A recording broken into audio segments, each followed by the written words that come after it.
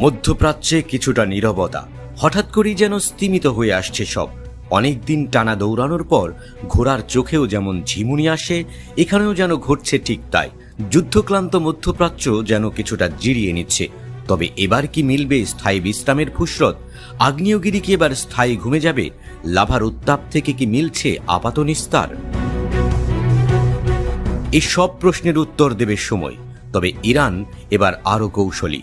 যুক্তরাষ্ট্রের মাথায় লবণ রেখেই বড়ই খাচ্ছে তেহরান।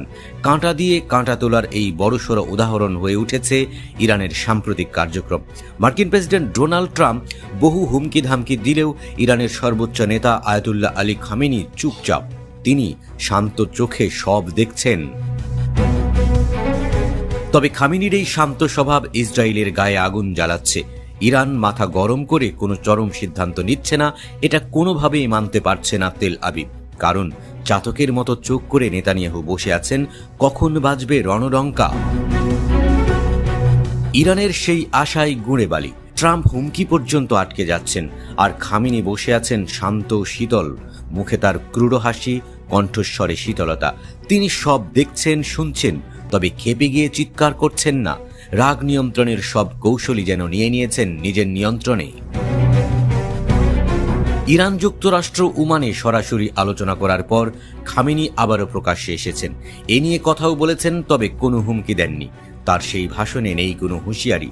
কেন খামেনি এমন করছেন সে নিয়ে বেশ উদ্বেগ তেল আবিবে। ইরানের সর্বোচ্চ নেতা এবার কৌশলী ভঙ্গিতে বলেছেন, ইরান ও যুক্তরাষ্ট্র পরোক্ষ আলোচনা প্রাথমিকভাবে ভালোভাবে বাস্তবায়িত হয়েছে, তবে তিনি বিষয়টি নিয়ে এখনো সন্দিহান। খামেনির কথায় এটা পরিষ্কার, এই আলোচনায় মূল খেলোয়াড় খামেনি, ট্রাম্প নন। তার কথা মতো হচ্ছে সব। প্রথম ধাপের আলোচনার পর দ্বিতীয় ধাপের বৈঠক কোথায় হবে? বিশ্ব গণমাধ্যম জানায় ওমানের মাসকাট নয়, তেহরান ওয়াশিংটন দ্বিতীয় দফা বৈঠক হবে ইতালিতে।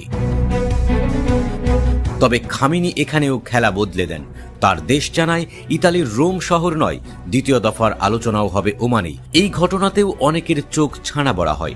ট্রাম্পের ওপর খামেনির ছড়ি ঘুরানো থেকে অনেকেই চমকে যান।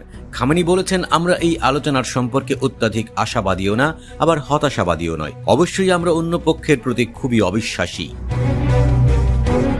খামেনি আরও জানিয়েছেন, যুক্তরাষ্ট্রের সাথে আলোচনা কেবল পারমাণবিক ইস্যুতেই। ইরানের আর কোনো বিষয়ে আমেরিকা আধিপত্য খাটানোর সুযোগ পাবে না। তার মানে যুক্তরাষ্ট্রকে এক টোপ দিয়ে অন্যরকম ঘেরা টোপ সাজিয়েছে খামেনি। এবার যদি আলোচনার টেবিল থেকে উঠে যায়, তবে সব দোষ চাপবে ট্রাম্পের ঘাড়েই। কারণ 6 জাতি পরমাণু চুক্তিটাও ভেস্তেই দিয়েছিলেন ট্রাম্প।